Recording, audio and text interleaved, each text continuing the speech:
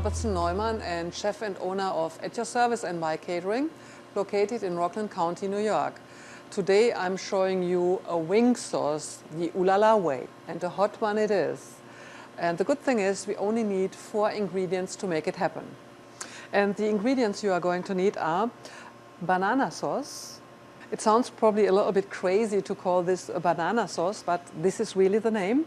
It's actually a hot pepper sauce that contains banana. It comes from the Philippines and it is seriously hot. Roasted peppers chopped up and a little bit of ketchup and some garlic. So the banana sauce is the hot element. The peppers are the sweet element.